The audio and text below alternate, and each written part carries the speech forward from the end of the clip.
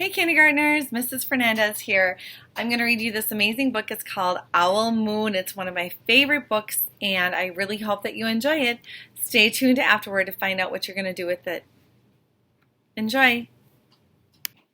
Owl Moon by Jane Yolen, illustrated by John Schoner. Owl Moon.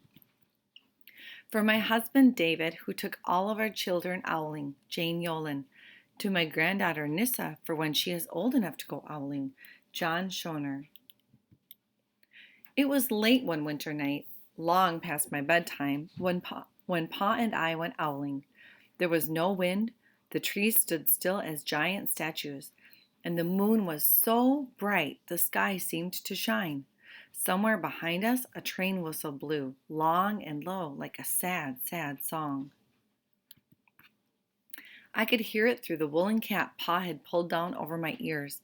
A farm dog answered the train, and then a second dog joined in. They sang out, trains and dogs, for a real long time, and when their voices faded away, it was quiet as a dream. We walked on toward the woods, Pa and I. Our feet crunched over the crisp snow, and little gray footprints followed us. Pa made a long shadow, but mine was short and round. I had to run after him every now and then to keep up, and my short, round shadow bumped after me. But I never called out.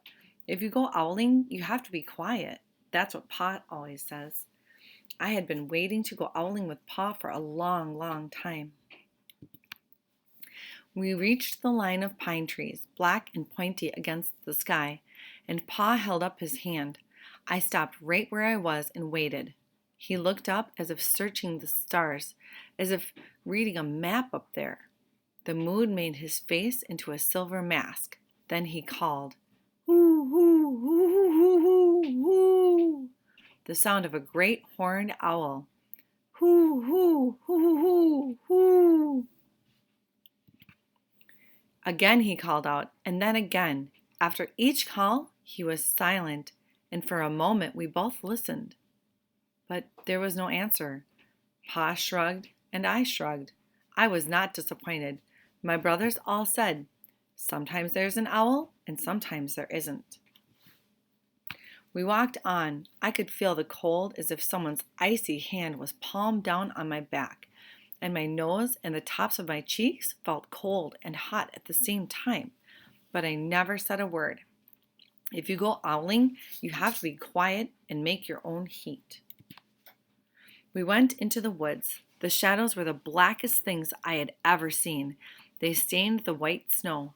My mouth felt furry, for the scarf over it was wet and warm. I didn't ask what kinds of things hide behind black trees in the middle of the night. When you go owling, you have to be brave. Then we came to a clearing in the dark woods. The moon was high above us.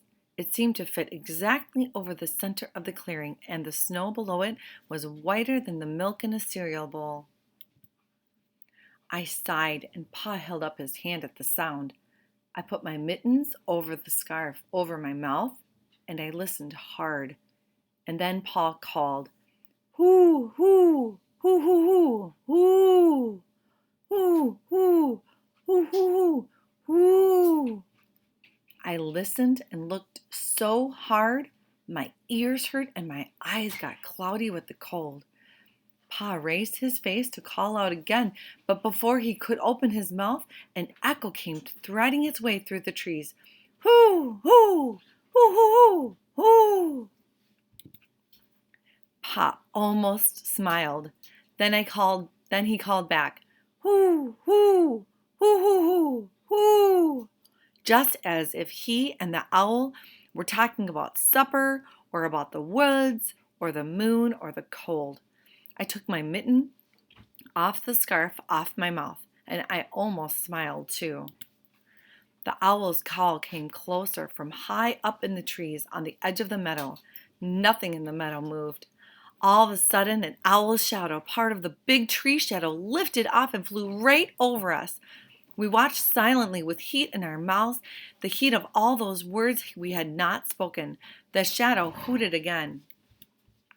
Pa turned on his big flashlight and caught the owl just as it was landing on a branch. For 1 minute, 3 minutes, maybe even 100 minutes, we stared at one another. Then the owl pumped its great wings and lifted off the branch like a shadow without sound. It flew back into the forest. "Time to go home," Pa said to me. I knew then I could talk, I could even laugh out loud, but I was a shadow as we walked home. When you go owling, you don't need words or warmth or anything but hope. That's what Pa says, the kind of hope that flies on silent wings under a shining owl moon. The end.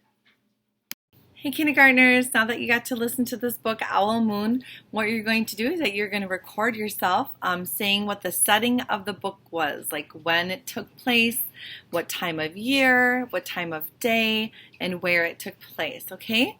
All right, have fun. Enjoy.